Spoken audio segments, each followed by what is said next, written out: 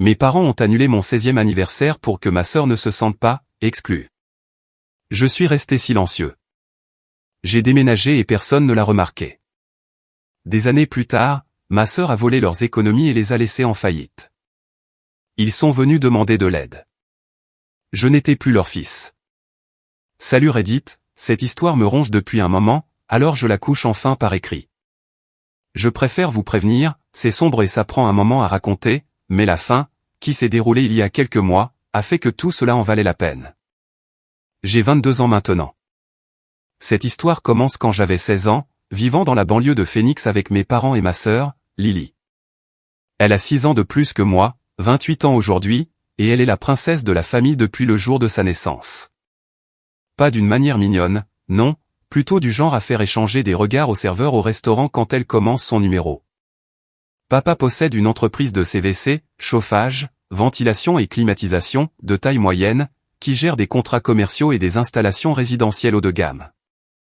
Maman travaille dans la vente pharmaceutique, touchant des commissions décentes quand elle se concentre vraiment. Ensemble, ils rapportaient environ 180,000 $ par an. Nous vivions dans une résidence fermée avec piscine, paysagiste, et tout le package de la banlieue de Phoenix. Ça aurait dû suffire pour que 2 enfants grandissent confortablement et de manière stable. Ça aurait dû. Lily a compris très tôt que le drame donnait des résultats. Je parle de crise calculée, le genre où elle s'hyperventilait si elle n'obtenait pas ce qu'elle voulait. Menacer de se faire du mal était sa technique de base.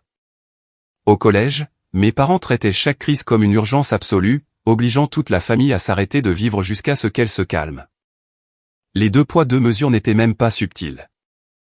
Elle a eu une Lexus toute neuve pour ses 16 ans, blanc perle avec un intérieur en cuir personnalisé, qui coûtait plus cher que le salaire annuel de la plupart des gens. Moi, j'ai eu le vieux camion de travail de papa avec 190,000 miles, environ 300,000 km, au compteur et un voyant moteur allumé depuis 2019. Quand elle a planté cette Lexus en envoyant des SMS au volant, papa lui en a acheté une encore plus récente. Quand j'ai eu une amende pour excès de vitesse, pour avoir dépassé de 7 miles la limite, j'ai été privé de sortie pendant un mois et j'ai dû payer l'amende, plus $200 supplémentaires que papa a ajouté comme leçon. Quand elle s'est fait arrêter pour vol à l'étalage dans un centre commercial, c'est moi qui suis allé la chercher à 2 heures du matin, parce que maman et papa étaient trop embarrassés pour affronter la situation. J'ai passé des mois à lui donner des cours de maths qu'elle ne cessait d'échouer, alors que mes propres demandes d'aide étaient refusées. C'était toujours comme ça, de gros chèques pour elle, des leçons de morale pour moi. Le truc, c'est que c'était moi qui faisais tourner la maison pendant qu'elle créait le chaos. Alors que Lily faisait la fête et traitait ses 6 années d'études au community college comme des vacances prolongées, je maintenais une moyenne de 3,9, je travaillais 25 heures par semaine dans un magasin de pièces automobiles, et je gérais la moitié des tâches d'adultes qui auraient dû être leur travail. Factures, courses, paperasse de papa, tout y passait. Mes parents avaient un scénario tout prêt pour ça, Lily est plus sensible et a besoin de soutien supplémentaire, tu es naturellement responsable et mature pour ton âge, elle se cherche encore, tu es assez fort pour gérer la déception. Chaque fois que je réussissais quelque chose, c'était attendu et à peine reconnu. Chaque fois que Lily échouait, cela devenait une crise énorme où tout devait s'arrêter. Quand elle a enfin fini le community college avec 2 ans de retard, la maison était en fête, et on m'a confié le nettoyage après la soirée. Je continuais de penser que ça changerait, qu'il finirait par voir que je faisais des efforts et que je méritais un peu de reconnaissance. J'espérais que mon 16e anniversaire serait différent, qu'il le rendrait spécial parce que je portais un tel poids depuis si longtemps. J'avais tort. 2 semaines avant mes 16 ans, j'ai demandé si on pouvait faire quelque chose de sympa. Rien de fou, juste la famille et quelques amis, peut-être 15 personnes, un truc dans le jardin avec un barbecue et de la musique. J'ai même proposé d'aider à payer avec l'argent de mon job au magasin de pièces auto. Maman et papa semblaient emballés au début. On a envoyé les invitations, prévu le menu et commandé un gâteau. Puis, 3 jours avant la fête, Lily a découvert que sa meilleure amie organisait une pool party le même jour. Elle est rentrée à la maison et a immédiatement commencé son numéro sur le fait de se sentir exclue, disant que ma fête la ferait se sentir mise à l'écart de sa propre famille. Elle a pesté en disant que ça allait perturber son anxiété, et qu'elle avait besoin que la maison soit calme ce week-end-là parce qu'elle gérait un drame amical. Maman a cédé la première. Elle a raison, chérie. Ta sœur traverse une période difficile socialement. Peut-être qu'on devrait reprogrammer pour qu'elle ne se sente pas isolée. Papa l'a soutenue sans même écouter mon côté de l'histoire. Ta sœur a besoin de soutien en ce moment. Tu es assez mature pour comprendre. On fera quelque chose le week-end prochain. Je n'ai pas discuté. Je n'ai pas élevé la voix. J'ai juste dit, d'accord, et je suis allé dans ma chambre. Ce samedi-là, le jour qui aurait dû être ma fête, ils ont emmené Lily faire du shopping pour lui remonter le moral. Ils ont dépensé environ $800 en nouveaux vêtements pour l'aider à se sentir mieux par rapport à sa situation amicale. J'ai fait mon service au magasin de pièces auto et je suis rentré dans une maison vide. Les sacs de shopping de Lily étaient étalés sur le comptoir de la cuisine. Le gâteau d'anniversaire que j'avais commandé était toujours dans le frigo, intact, avec mon nom dessus en glaçage bleu. C'était le moment décisif. Pas une explosion, juste une décision froide que j'ai prise et sur laquelle je ne suis jamais revenu. Je partais le jour de mes 18 ans. Le lendemain, j'ai appelé tout le monde et j'ai annulé. J'ai inventé une excuse comme quoi j'étais malade. Mon meilleur ami, Jordan, a senti que quelque chose clochait mais n'a pas insisté. Mon prof de biologie, que j'avais invité, semblait inquiet, mais j'ai balayé ça d'un revers de main. L'humiliation d'annuler ma propre fête d'anniversaire parce que ma sœur de 22 ans risquait de se sentir exclue était quelque chose que je ne pouvais même pas admettre à voix haute. Le jour de mes 16 ans, personne ne l'a mentionné. Ni au petit déjeuner, ni au dîner. Lily a passé la journée à la piscine à poster des selfies. Maman était en appel commercial jusqu'à 20h. Papa était sur un chantier. J'ai fait mon service au magasin, je suis rentré, et je suis allé me coucher. C'était tout. La mère de mon ami Jordan a été la première à le remarquer. Elle m'a pris à part chez eux un week-end et a dit quelque chose que je n'oublierai jamais, il te traite comme un employé, pas comme un fils. Tu sais que ce n'est pas normal, n'est-ce pas? J'en ai ri sur le moment, mais les mots sont restés parce qu'elle avait raison. Il s'avère que je n'étais pas le fils, j'étais le logiciel qui faisait tout tourner. La période de 16 à 18 ans a été bizarre. En surface, tout semblait normal. J'allais à l'école, je faisais mes heures de travail, j'aidais à la maison et je maintenais mes notes. Mais intérieurement, j'avais basculé un interrupteur. Je n'essayais plus d'être vu, je planifiais ma sortie. J'ai ouvert un compte bancaire dans une banque différente de celle de mes parents. Chaque chèque de paie allait directement dans l'épargne, sauf le strict minimum pour l'essence et les dépenses. J'ai gardé ma facture de téléphone séparée, je me suis assuré que tous mes documents importants étaient dans ma chambre, et j'ai commencé à bâtir mon crédit avec une carte sécurisée via le programme du syndicat de crédit du magasin. Mon patron à l'atelier automobile, un gars nommé Martinez, a remarqué que quelque chose avait changé en moi. J'avais toujours été fiable, mais là, je fonctionnais à un niveau différent. Je prenais tous les services que je pouvais, j'apprenais les systèmes d'inventaire, et je commençais à étudier pour les certifications AS sur mon temps libre. Quand il m'a proposé des fonctions d'assistant manager à 17 ans, je les ai prises, ainsi que l'augmentation qui allait avec. Martinez était le premier adulte qui me traitait comme si être bon dans mon travail me rapportait vraiment quelque chose, au lieu de juste plus de travail. Quand j'ai mentionné ma situation familiale au détour d'une conversation un après-midi calme, il n'a pas fouiné, il a juste dit que si jamais j'avais besoin de quoi que ce soit des heures supplémentaires ou une référence pour un logement je devais demander. Cette conversation a compté plus qu'il ne l'a probablement réalisé. Le favoritisme à la maison continuait d'escalader, mais j'avais arrêté de m'en soucier.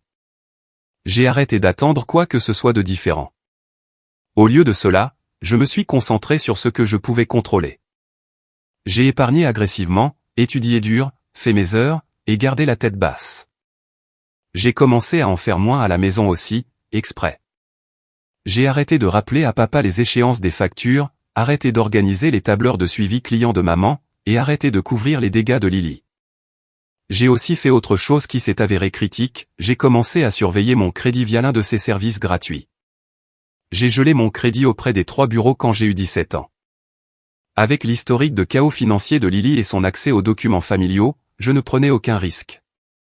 Cette décision m'a sauvé plus tard. À l'approche de mon 18e anniversaire, j'avais environ 8,000 $ d'économie, une admission garantie à l'Arizona State avec des bourses partielles, un historique professionnel solide, et un appartement déjà trouvé avec 2 gars de l'école. Je sortais de petites quantités d'affaires depuis des semaines, documents importants, vêtements divers, électronique, tout ce qui comptait. Ma chambre se vidait, mais personne ne le remarquait car personne n'y entrait de toute façon. Mon 18e anniversaire tombait un mercredi. Je devais travailler le matin au magasin. Je me suis réveillé, je me suis habillé, et je suis passé devant papa qui prenait son café dans la cuisine. Il m'a demandé de passer à l'entrepôt en rentrant pour récupérer des filtres dont il avait besoin pour un chantier. Il n'a pas dit « Joyeux anniversaire ». Il n'a pas du tout reconnu la date. Maman était déjà partie pour un appel commercial. Lily dormait encore à 9 h du matin. J'ai fait mon service. Martinez est venu me voir en milieu de matinée avec une carte des gars de l'atelier et une carte cadeau de $50 pour un steakhouse. Il a dit « Joyeux anniversaire » et m'a dit de prendre le reste de la journée. J'ai failli craquer là, dans la réserve, mais j'ai tenu bon. Je suis rentré vers 14 h. Papa était sur un chantier. Maman a envoyé un SMS pour dire qu'elle serait en retard à cause d'un dîner client. Lily était sur le canapé à regarder de la télé-réalité. Elle a levé les yeux quand je suis entré et a demandé si je pouvais commander à manger plus tard parce qu'elle avait faim et n'avait pas envie de sortir. Elle n'a pas demandé pourquoi j'étais rentré tôt. Elle n'a pas dit « Joyeux anniversaire ». Elle ne m'a pas reconnu au-delà de sa demande de nourriture. Je suis allé dans ma chambre et j'ai verrouillé la porte. J'ai sorti les 3 sacs de sport et les 2 cartons que j'avais préparés dans mon placard. J'ai emballé le reste de mes affaires pièce par pièce, vêtements, ordinateur portable, documents, et les photos auxquelles je tenais vraiment. J'ai débranché le mini-frigo que je m'étais acheté et je l'ai enveloppé dans une couverture. J'ai pris mes outils du garage, ceux que j'avais achetés avec mon propre argent et que papa n'arrêtait pas d'emprunter. J'ai écrit une note et je l'ai laissée sur mon lit avec la clé de la maison, puisque mes anniversaires ne semblent pas compter et que mon rôle ici est apparemment celui d'un personnel d'entretien non rémunéré, je me retire de la situation. Je ne suis pas en colère, je suis indisponible. Ne me contactez pas à moins d'être prêt à reconnaître comment vous m'avez traité pendant 18 ans. Je m'en sortirai. Je prends soin de moi-même depuis longtemps de toute façon. J'ai chargé mon camion en 3 voyages. J'ai traversé la maison une dernière fois. Lily était toujours sur le canapé, elle n'avait pas bougé. J'ai fermé la porte d'entrée doucement derrière moi et j'ai conduit jusqu'à mon nouvel appartement à l'autre bout de la ville. Le soulagement a été immédiat et écrasant. Pour la première fois de ma vie, je prenais une décision purement pour moi. Pas de compromis, pas de considération pour leur confort, pas d'effort pour maintenir la paix, juste moi me choisissant moi-même. Les premiers mois seuls ont été plus durs que prévu, mais je n'ai jamais regretté d'être parti. L'appartement était un 3 pièces correct partagé avec 2 gars de l'école qui n'étaient presque jamais là. Ma part de loyer était de $650 plus les charges serrées avec $2,100 par mois, mais faisable si je restais discipliné. J'ai dû tout réapprendre, préparer les repas le dimanche avec du poulet et du riz, acheter tout en marque distributeur, et mettre des rappels pour les factures parce qu'un paiement manqué pouvait ruiner mon budget. Quand quelque chose cassait, c'était pour ma pomme. Mon camion a eu besoin de nouvelles plaquettes de frein juste avant l'échéance du loyer, alors j'ai passé un samedi par 40 degrés à les remplacer moi-même avec un tuto YouTube et les jointures en sang. C'est devenu la norme. Répare-le ou fais sans. Ce qui a frappé le plus fort, ce n'était pas la lutte, c'était le silence. Je m'attendais à quelque chose, colère, culpabilité, excuses à moitié sincères, n'importe quoi qui prouverait que j'avais compté. Mais les jours ont passé, puis les semaines. Ma chambre était vide, mon camion avait disparu, une note était laissée sur mon lit, et pourtant rien. Je vérifiais mon téléphone constamment au début, me détestant pour ça, attendant un message vocal culpabilisant ou un SMS de colère. Au lieu de cela, c'était le silence radio. Cela confirmait ce que j'avais toujours soupçonné, je n'étais pas un fils. J'étais une fonction. Et les fonctions ne manquent à personne, elles sont juste réabsorbées dans le système avec un peu plus de chaos. Jordan m'a aidé à garder ma santé mentale. Il n'a jamais insisté, il s'est juste assuré que je ne me noyais pas dans mes propres pensées. Sa famille m'invitait à dîner et des dîners normaux, où les gens demandaient comment s'était passée ta journée parce qu'ils s'en souciaient vraiment. Sa mère me donnait des restes à emporter comme si c'était la routine. Le travail est devenu mon encre. Martinez m'a promu assistant manager. 32 heures fixes, assurance maladie, et des responsabilités qui signifiaient vraiment quelque chose. J'ai commencé à apprendre le côté business, à construire des relations avec les clients réguliers et des gens qui appréciaient l'effort au lieu de l'exploiter. Puis les cours à Arizona State ont commencé. Une charge de cours complète plus le travail, c'était brutal. Certaines semaines se résumaient à 5 heures de sommeil et de la caféine de station-service. Une nuit, j'avais 39 de fièvre et je me suis quand même traîné au travail parce que le loyer se fiche de savoir si tu es mourant. À 3 heures du matin cette nuit-là, assis sur le sol de la salle de bain en tremblant, je me suis demandé si j'avais fait une erreur, si survivre dans cette maison aurait été plus facile que ça. Puis je me suis souvenu de mon 16e anniversaire. Je me suis souvenu d'emmenant Lily faire du shopping pendant que mon gâteau restait intact dans le frigo. Ça m'a remis les idées en place. Je me suis levé, j'ai pris plus de médicaments, j'ai dormi 2 heures, et je suis allé travailler. C'est le moment où j'ai été le plus proche de craquer, mais il y avait des victoires. Le loyer était payé à temps. Un fonds d'urgence grandissait lentement. Mon score de crédit montait. J'ai eu un A à un examen universitaire. Pour la première fois, j'ai réalisé que j'étais vraiment bon pour gérer ces choses quand je ne portais pas une famille en train de s'effondrer sur mon dos. Vers le 6e mois, j'ai atteint une étape importante. Mon fonds d'urgence était à 500 $, mes notes étaient solides, et mes factures étaient gérées. Alors, je me suis acheté quelque chose de petit mais énorme pour moi, une PlayStation 4 d'occasion pour 120 $, 2 manettes et quelques jeux. Je l'ai installé dans ma chambre et je l'ai juste regardé une seconde. C'était la première chose que j'achetais juste parce que je la voulais. Pas un outil, pas pour la survie, juste pour la joie. J'ai joué 1 heure avant mes devoirs. C'était comme la preuve que je ne coulais pas. Après 6 mois, j'avais enfin un rythme. Travail, école, sommeil, répété. Simple et stable. La solitude était toujours là, mais plus douce et gérable. J'ai arrêté de vérifier mon téléphone pour des messages qui n'arriveraient jamais. Et puis, en janvier, j'ai rencontré Clem. Clem travaillait à la caisse d'un café près du campus où j'avais commencé à aller entre les cours. On avait échangé quelques banalités, rien de sérieux, mais un jour elle a remarqué que j'étudiais des états financiers et a demandé si j'étais dans le programme de commerce. Il s'est avéré qu'elle aussi. Emploi du temps différent, mais même majeur. On a commencé à se voir pour étudier. Les sessions d'études se sont transformées en rendez-vous café. Les rendez-vous café se sont transformés en vrais rendez-vous. C'était facile d'être avec elle. Elle n'avait pas besoin que je joue un rôle ou que je prouve quoi que ce soit, elle m'aimait juste pour qui j'étais. Quand je lui ai finalement raconté les bases de ma situation familiale, elle n'en a pas fait tout un plat. Elle a juste dit que ça avait l'air dur et qu'elle était contente que je m'en sois sorti.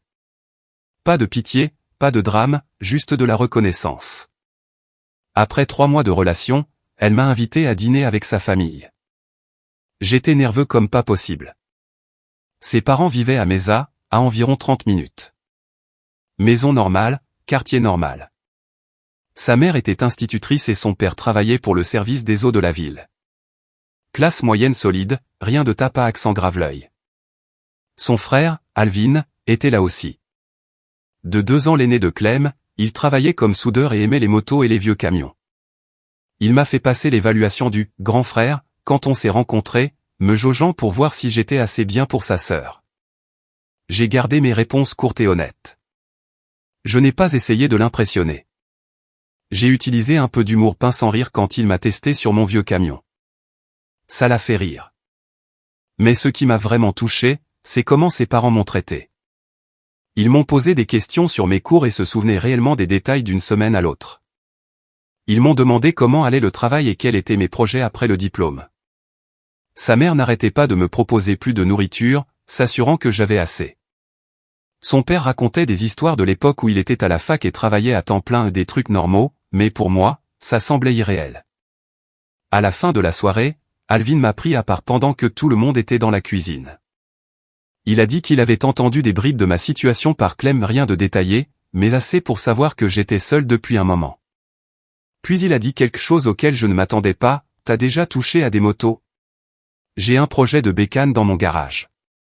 J'aurais bien besoin d'une paire de mains supplémentaires si ça t'intéresse. » J'avais toujours aimé la mécanique mais je n'avais jamais eu le temps ou l'espace pour vraiment travailler sur quelque chose. Je lui ai dit, ouais, carrément partant. Tous les samedis matins, j'allais chez Alvin et on travaillait sur son projet, une Honda Nighthawk 650 de 1984 en piteux état qu'il avait récupéré pour $800. L'engin démarrait à peine et avait besoin de tout. Alvin était patient. Il ne m'a jamais fait sentir stupide pour avoir posé des questions basiques. Il m'a montré comment lire un manuel d'entretien, comment organiser les outils, et comment résoudre les problèmes de la bonne manière. On a commencé simple, huile, batterie, fluide. Le carburateur nous a pris 3 samedis pour être réglé correctement. Puis est venu le système électrique, où le propriétaire précédent avait tout massacré. On a passé des semaines à tracer des fils, remplacer des connecteurs et réparer des masses. Le travail en soi était satisfaisant, mais ce qui comptait vraiment, c'était le temps passé. Alvin et moi, on bricolait quelques heures, puis il commandait une pizza vers midi. On mangeait assis sur le sol de son garage en parlant de tout et de rien. Il n'abordait jamais ma situation familiale à moins que je ne le fasse en premier. Il me traitait juste comme une personne avec qui ça valait le coup de passer du temps. Après 4 mois, on a fait tourner la Nighthawk. Alvin a donné un coup de kick et le moteur a démarré proprement. Il a fait le tour du pâté de maison, est revenu avec un grand sourire, puis m'a lancé les clés. À ton tour. C'était la première fois que je conduisais une moto. J'ai eu un cours intensif de 2 minutes sur l'embrayage et le passage des vitesses, puis je suis sorti de son allée. La sensation de cette machine qui me répondait et quelque chose qu'on avait construit de nos propres mains était irréelle. Je suis revenu 10 minutes plus tard, souriant comme un idiot. Alvin a juste hoché la tête et a dit « bien ». Mais cela ressemblait à une approbation que je n'avais jamais reçue de ma vraie famille. À cette époque, j'ai acheté mon propre projet, une Yamaha Virago 750 de 1982 sur Craigslist pour $600. Elle était rude, négligée et couverte de rouille. Le propriétaire a dit qu'elle roulait il y a 2 ans, mais maintenant elle ne démarrait plus. Parfait. Alvin m'a aidé à la charger et on a commencé à travailler sur les 2 motos. La Virago est devenue mon casse-tête à résoudre, avec Alvin me coachant sur le côté. Les samedis matins sont devenus sacrés. On bricolait de 9h à 14h, puis on rentrait à l'intérieur. C'est là que la PlayStation entrait en jeu. J'avais commencé à apporter ma console après qu'Alvin ait mentionné qu'il avait une bonne installation TV. On jouait quelques heures après avoir travaillé sur les motos, juste pour décompresser. On a commencé avec des jeux de course, puis on est passé au shooter en coupe. On traînait juste ensemble avec 0 attente. C'est là que j'ai compris ce que ça faisait d'être vraiment détendu. C'en est arrivé au point où je débarquais avec ma manette et Alvin avait déjà les snacks prêts. Sa femme nous préparait le déjeuner vers midi. On mangeait en faisant une pause mécanique, puis on finissait et on passait aux jeux vidéo. La famille de Clem est devenue mon filet de sécurité. Sa mère m'envoyait des SMS pour que je passe prendre des restes à mon appartement. Son père a commencé à m'appeler pour des conseils aléatoires sur l'entretien de la voiture ou des trucs scolaires. Et Clem était stable et solidaire, elle ne m'a jamais poussé à aller plus vite que je ne le voulais. Un soir, environ 1 an après le début de notre relation, Clem et moi étions à mon appartement et elle m'a demandé sans détour si j'envisagerais de l'épouser un jour. Ce n'était pas une demande en mariage, juste une vérification. J'ai dit, ouais, absolument. Elle a dit, bien, parce que sa famille me considérait déjà comme l'un des leurs et elle voulait officialiser les choses quand le moment serait venu. Une famille que j'avais choisie, pas celle avec laquelle j'étais coincé par la biologie. Des gens qui se souciaient vraiment de moi. La période de 20 à 22 ans a été celle où tout s'est mis en place. J'ai terminé mon diplôme d'associé et j'ai été transféré à l'ASU à temps plein pour ma licence en gestion d'entreprise. Martinez m'a promu directeur de magasin au magasin de pièces quand son poste de directeur régional s'est libéré. Ça venait avec un salaire solide, des avantages, et le respect de l'équipe. La restauration de la Yamaha était terminée et elle tournait rond, et j'avais commencé à prendre de petits boulots à côté pour des réparations et reventes de motos. Ce n'était rien d'énorme, mais un extra de 4 cents ou 5 cents dollars par mois allait directement dans l'épargne. Alvin et moi étions soudés. Mécanique le samedi matin, jeux vidéo le samedi soir. Il avait commencé à m'appeler son frère de manière décontractée, sans même en faire tout un plat. Ses parents me traitaient comme un fils. Quand j'ai été promu au travail, la mère de Clem a fait un dîner de célébration. Quand j'ai réussi un examen de certification, son père m'a emmené prendre un petit déjeuner de félicitations. Clem et moi avons emménagé ensemble quand j'avais 21 ans. On a pris un 2 pièces correct plus près du campus, partagé le loyer, et construit une vie ensemble. Elle a obtenu son diplôme cette année-là et a commencé à travailler comme analyste dans une entreprise de santé. On charbonnait tous les deux, mais c'était un effort partagé, pas moi portant le poids de quelqu'un d'autre. J'ai fait ma demande 6 mois plus tard. Rien de chic, juste nous deux dans un parc d'État où nous étions allés faire de la randonnée. Elle a dit « oui » avant même que je finisse de demander. On a prévu un petit mariage pour l'automne avec juste les amis proches et la famille. Ses parents ont insisté pour aider avec les coûts malgré mon offre de partager. Ils ont dit que c'était ce que font les parents. Le mariage était simple. Nous nous sommes mariés en octobre, un peu plus de 3 ans après mon départ de la maison. C'était un lieu en plein air à Scottsdale avec environ 60 personnes, rien de tapas accent Graveleuil, mais tout ce que nous voulions. Alvin était mon témoin. Jordan et quelques gars du travail étaient à mes côtés. La mère de Clem a pleuré pendant toute la cérémonie. Son père m'a serré la main après et a dit qu'il était fier de m'appeler son fils. Ça a brisé quelque chose en moi que je ne savais même pas être encore cassé. On a pris des photos et on en a posté quelques-unes sur les réseaux sociaux avec une légende simple, juste marié. Rien de dramatique. Les commentaires étaient désactivés parce que je ne voulais pas gérer des inconnus, mais les photos étaient publiques. J'ai appris plus tard par ma tante que maman a vu les photos du mariage et a complètement pété les plombs. Elle n'était pas heureuse pour moi, elle était furieuse. Elle était furieuse que j'ai l'air si heureux sans eux, que j'ai construit toute cette vie avec la famille de Clem et que je n'ai jamais eu besoin d'eux. Elle a paniqué à l'idée de ce que ça donnait comme image aux gens qui connaissaient la vraie histoire. Elle surveillait mes réseaux sociaux depuis des années, gardant apparemment un œil sur moi, mais ces photos de mariage ont brisé l'histoire qu'elle racontait aux gens sur le fait que j'étais, celui qui était instable et avait besoin d'espace. Je ne connaissais pas toute l'étendue de ce qui se passait avec ma famille jusqu'à ce qu'ils débarquent. Mais une fois que j'ai entendu toute l'histoire, ça avait du sens. Une fois parti, les choses que je gérais silencieusement n'ont pas explosé du jour au lendemain, elles ont juste cessé d'être faites. Au cours des mois suivants, les factures ont été payées en retard, le courrier s'est empilé, et la paperasse a été ignorée jusqu'à se transformer en pénalité. La maison a commencé à tomber en ruine. L'aménagement paysager est parti en vrille.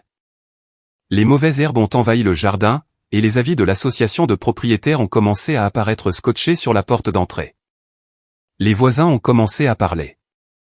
Mais le vrai désastre, c'était Lily.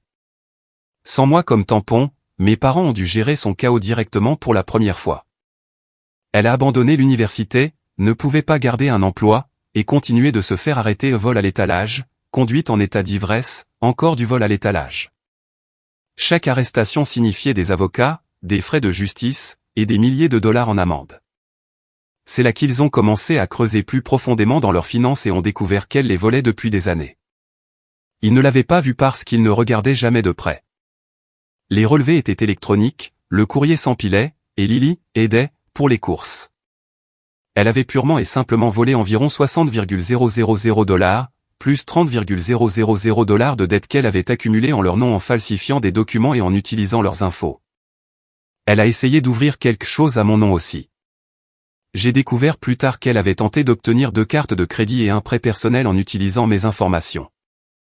Tout a été refusé parce que mon crédit était gelé depuis mes 17 ans. Au lieu de lui couper les vivres, mes parents ont pris une seconde hypothèque pour tout couvrir. Papa a emprunté sur son entreprise. Maman a pris un 2e emploi. Pendant ce temps, la communauté a découvert pourquoi j'étais parti. D'autres parents ont commencé à éviter les miens. Papa a perdu des contrats commerciaux. La carrière pharmaceutique de maman a pris des coups. Puis Lily s'est impliquée dans une pyramide de crypto-monnaies et a transféré 38,000 $ de leurs économies en une seule transaction. C'est parti en quelques semaines. Après ce coup, tout s'est effondré. Faillite. La maison a disparu. Tout le reste n'était que des retombées. L'entreprise de papa s'est effondrée sous la dette. Maman a été rétrogradée et a perdu son secteur. Ils se battaient tous les deux juste pour rester à flot. Ils ont déménagé dans un appartement de 80 mètres carrés dans un quartier difficile. Papa a fini par travailler pour un concurrent à faire des installations de base. Maman a pris un 3e emploi dans un magasin de détail. La pression a détruit leur mariage. Après 26 ans ensemble, ils se sont séparés environ un an après la faillite. Papa a emménagé chez son frère. Maman travaillait 60 heures par semaine juste pour payer le loyer. Ils avaient tous les deux l'air d'avoir pris 10 ans de plus. Ils planifiaient leur approche depuis des semaines après avoir vu les photos de mariage. Ils m'ont retrouvé en utilisant des registres publics et des miettes d'infos sur les réseaux sociaux. Ma tante a accidentellement mentionné quel magasin de pièces je dirigeais lors d'une conversation avec maman. Ils ont cherché l'adresse, l'ont repéré, puis ont débarqué chez Alvin un samedi quand ils savaient que je serais là. 4 mois après le mariage, un samedi matin, j'étais dans l'allée d'Alvin à travailler sur la réfection d'un carburateur pour la moto d'un client quand une voiture que je ne reconnaissais pas s'est arrêtée. C'était une berline modèle ancien avec une porte passager bosselée, le genre de voiture qu'on conduit quand on a tout vendu. Alvin a levé les yeux le premier, puis a dit doucement, « Tu connais ces gens ?» Mes parents sont sortis. Ils avaient l'air mal en point. Papa avait perdu du poids, ses cheveux étaient plus gris, et il bougeait avec raideur comme si son dos allait plus mal. Il portait des vêtements qui n'allaient pas bien et des marques moins chères que celles qu'il portait d'habitude. Maman avait l'air épuisée. Elle avait des cernes sous les yeux, et ses cheveux montraient des racines grises qu'elle aurait couvertes immédiatement à l'époque. Ils sont restés là une seconde comme s'ils ne savaient pas trop quoi faire, regardant le garage d'Alvin comme s'ils planifiaient quoi dire. Je ne me suis pas levé. J'ai juste posé la clé à cliquer et j'ai attendu. Alvin est resté où il était, les mains toujours dans ses gants de travail, un soutien silencieux. Papa a parlé le premier, essayant de paraître en contrôle mais sonnant juste désespéré. « Fils, on doit parler. On peut aller quelque part en privé. » J'ai gardé une voix neutre. « Non. Tout ce que vous avez à dire, vous pouvez le dire ici. » Les yeux de maman étaient déjà humides. « On a vu tes photos de mariage. Tu as l'air si heureux. Pourquoi tu ne nous as pas invités ? » Sa voix s'est brisée sur le dernier mot. « Parce que vous ne vous êtes même pas souvenu de mon 16e anniversaire ni de mon 18e. Parce que vous avez annulé mes projets pour gérer les sentiments de Lily. Parce que vous ne m'avez jamais traité comme de la famille. Vous m'avez traité comme du personnel. » Papa s'est mis sur la défensive. « On a fait des erreurs. On l'admet. Mais on est une famille. Tu ne peux pas juste tourner le dos à la famille. » Il a dit ça comme si la biologie l'emportait sur tout ce qu'ils avaient fait. Je l'ai déjà fait il y a 4 ans. Et je vais très bien depuis. Maman a complètement écorché le nom de Clem en commençant son numéro de culpabilité sur le fait qu'il galère maintenant. Elle a parlé du fait que Lily traverse une période vraiment difficile et qu'ils ont besoin de conseils et d'aide pour se remettre sur pied. Elle a fait un pas vers le garage comme si elle prévoyait d'entrer. « N'avancez pas. » Elle s'est figée. Je n'ai pas élevé la voix ni bougé, je l'ai juste fixée jusqu'à ce qu'elle recule. Son visage est passé de la fausse sympathie au choc réel. Alvin a fait un léger mouvement, un pas agressif, juste présent. « Laissez-moi résumer, ai-je dit. Vous m'avez ignoré pendant 4 ans. Vous avez remarqué que j'étais parti et vous n'avez toujours pas cherché à me joindre. Vous ne vous êtes pas excusé. Vous n'avez même pas essayé de me contacter jusqu'à ce que vous voyiez que je m'en sortais bien. Maintenant vous êtes là à demander de l'aide parce que Lily a détruit vos finances et que vous ne pouvez pas réparer ça sans moi. » Le visage de papa est devenu rouge. Ce n'est pas juste. On a fait de notre mieux avec des circonstances difficiles. Votre mieux, c'était d'annuler mon anniversaire à 16 ans parce que Lily risquait de se sentir exclue. Votre mieux, c'était de m'utiliser comme main-d'œuvre gratuite tout en dépensant des milliers pour ses échecs. Votre mieux, c'était d'oublier que j'existais le jour de mes 18 ans. Maman a commencé à pleurer plus fort. On sait qu'on t'a laissé tomber. On est désolé. Mais tu as réussi maintenant. Tu as une belle vie. Tu ne peux pas trouver dans ton cœur de quoi nous aider. On est désespéré. Votre désespoir n'est pas mon problème. La franchise a frappé fort. Papa a essayé un autre angle. Après tout ce qu'on a fait pour toi, t'élever, te nourrir, te donner un toit. Soyons clairs, je me suis élevé tout seul. Je me suis nourri avec l'argent que j'ai gagné. Vous m'avez donné une chambre, et je l'ai payée en gérant votre vie et en nettoyant vos erreurs. Vous n'avez pas droit à des remerciements pour le strict minimum. Alvin a enfin parlé. Je pense que vous devriez partir. Papa la regardait comme s'il venait juste de remarquer qu'Alvin était là. T'es qui, toi, bordel? Je suis son frère, a dit Alvin simplement et fermement. Maman a regardé entre moi et Alvin, essayant de comprendre. Tu nous as remplacés. J'ai trouvé des gens qui ont vraiment répondu présent. C'est tout ce qu'il y a à dire. Maman a essayé une dernière fois. Si tu ne veux pas aider financièrement, au moins parle-nous. Rencontre-nous régulièrement. Laisse-nous faire partie de ta vie à nouveau. Nous sommes tes parents. Vous avez eu 18 ans pour être des parents. Vous avez choisi Lily à chaque fois. Vous n'avez pas le droit de débarquer maintenant en demandant un accès juste parce que tout s'est effondré. La voix de papa est montée. Tu es cruel. J'ai fini. Voici le marché, vous ne me contactez que par l'intermédiaire de ma tante et uniquement pour de vraies urgences. Vous ne venez pas chez moi. Vous ne venez pas à mon travail. Vous ne contactez pas ma femme. Si vous violez l'une de ces règles, je rendrai ça légal.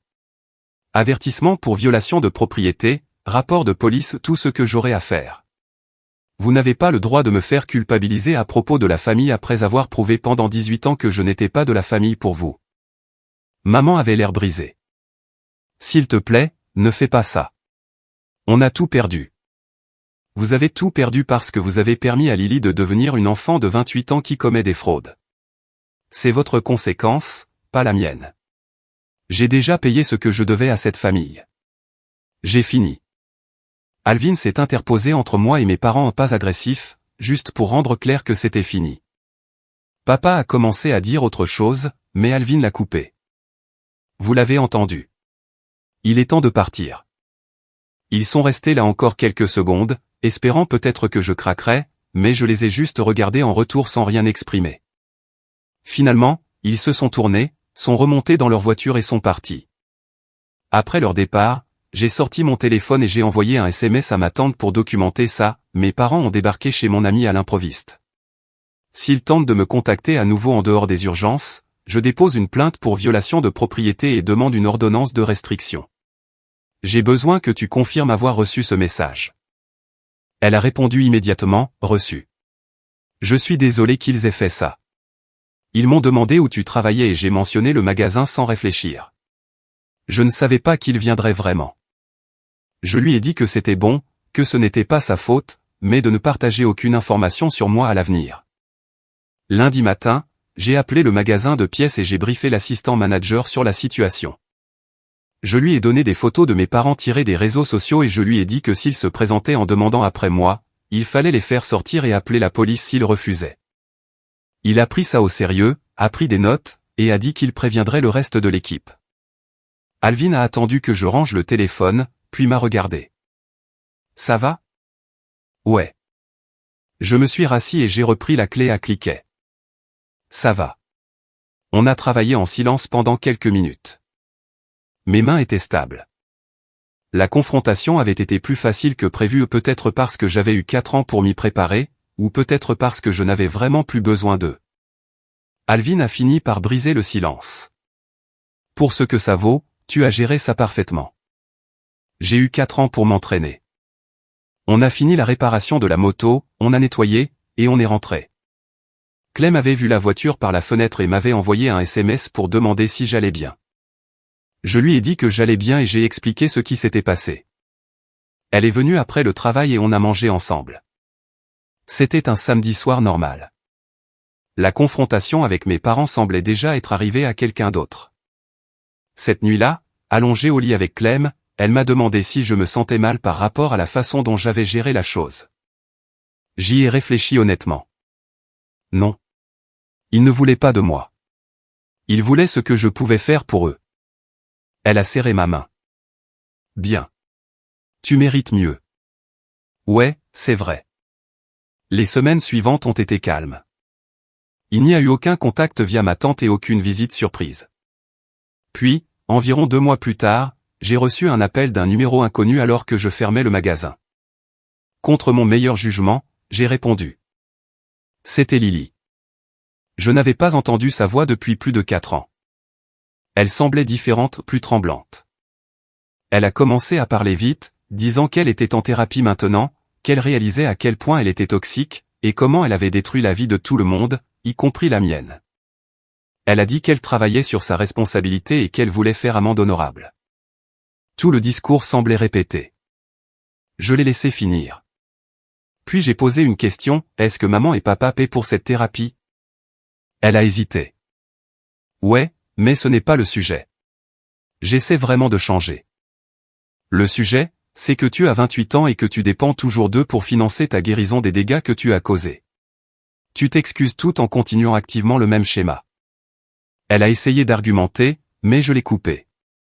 Tu veux faire amende honorable? Trouve un travail à temps plein. Emménage dans ton propre appart.